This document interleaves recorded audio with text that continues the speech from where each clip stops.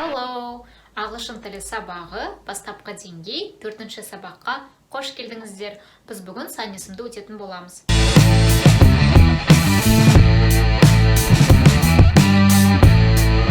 Ең алдымен 1-ден 100-ге дейін сандарды қарастырайық. 1, 2, 3, 4, 5, 6, 7, 8, 9, 10, 11, 12, 13, 14, 15, 16, 17, 18, 19, 20. 20, 20, я 20-дан кейін ары қарай жеңілірек. Демек, 21, 22, 23, 24 деп кете береді. Келесі бізде 30, 30, 40, 50, 60, 70, 80, 90, 100. Мысалы 75 дейік. Демек, 75, 66, 66, 85, 85, 94, 94.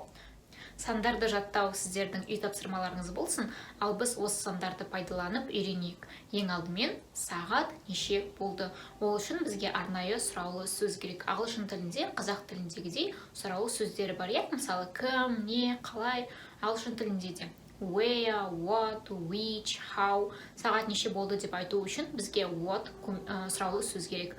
Кейін what'тан кейін бізде міндетті түрде кез келген етістік болады. Бұл сәтте бізге to be етістігі керек. What is the time? Сағат неше болды? What is the time? Және де бұл жерде назар аударыңыз, бізде time деген сөз міндетті түрде the артиклімен жүреді. Егер сіз what's time десеңіз, сағат дегеніміз не деген мағынаны білдіреді.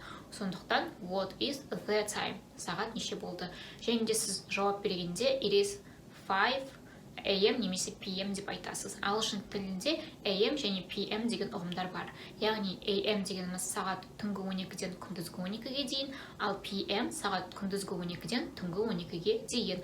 Мысалы, сағат кешкі 6 болды. It is 6 PM. Сағат таңғы 7 болды. It is 7 AM. Және де мысалы 6:30, 7:30, 3-ке 15 қалды дегенді сіз мысалы 7:30 дейік. 7:30, 4:35, 3:25 деп те айтуыңызға болады. Сонымен қоса PM және AM-нің орнына сіз жай ғана o'clock деп айта аласыз. Мысалы, it is 2 o'clock, it is 3 o'clock, it is 5 o'clock және тағы да басқалары. Келесі біз заттың бағасын сұрап үйренейік. Ол үшін бізге арнайы сұраулы сөз керек, яғни what деген сияқты, бірақ бұл жерде біз how сұраулы сөзін пайдаланамыз. Яғни оның мағынасы қанша, қалай, қалайша. Сонымен қоса, how мен қоса бізде much сөзі үнемі бірге жүреді. How much, how much. Келесі бізде to be етістігі, how much is, сонымен қоса it, how much is it. Бұл қанша тұрады, how much is it, how much is it. Ал сіз жауап бергенде it is $20. Бұл $20. Ал егер сіз нақты бір затты сұрасаңыз, мысалы, нан қанша теңге тұрады? How much is bread? Және де bread, нан сөзімен бізге артикль керек емес. Себебі нанды біз сана алмаймыз ғой, сондықтан нан сөзі артикльсіз қолданылады. How much is bread? Және де мысалы сіз жейде деген сөзді білесіз ғой, енді өзіңіз сұрап көріңіз. Жейде қанша тұрады деп. How much is a t-shirt? Жейде қанша тұрады? Және де жауап бергенде it is $50. Мысалы, бұл $50 тұрады. Келесі біз адамның жасын сұрап үйренейік. Ол үшін бізге how сөзі, сонымен қоса old сөзі керек. How old үнемі бірге жүреді, егер адамның жасын сұрайтын болсаңыз. How old, және де сен деген қалай болады бізде? You, және де to be етістігі біз қандай to be етістік қолданамыз you мен? You are. Демек, how old are you? Бізде сұрақ қойған кезде to be етістігі сөйлемнің алдына шығатын еді ғой, бұл сәттерде солай. How old are you? How old are you? Және де сіз жауап бергенде I am 20 years old. Менің жасым 20-да. Years old. Жасым деген мағынаны білдіреді. Жастамын немесе. Ал егер сіз жай ғана I'm 20 деп те айтуыңызға болады, мен 20-дамын. I'm 20, мен 20-дамын. Ал мысалы, оның жасы нешеде деп айтсақшы қыз балаға. How old is she? Және жауап бергенде she is 25 years old.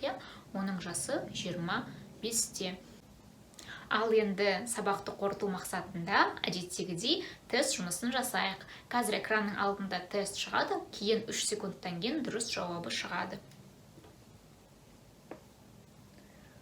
1, 2, 3. Ең біріншісі ол, яғни қазақ тілінде берілген, сіз оны ағылшын тіліне аудару керексіз. Ең біріншісі менің жасым 25-те.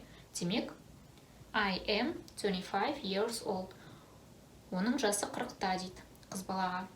She is 40 years old. Келесі сағат неше болды? What is the time? Және де ең соңғысы үй қанша тұрады?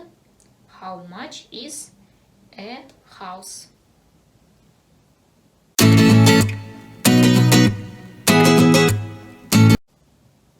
Достар, видеоны аяғына дейін көргендеріңіз үшін рахмет. Каналға жазылуды ұмытпаңыздар. Сұрақтарыңыз болса, комментарий қалдырыңыздар. Келесі сабақта кездескенше, бай-бай!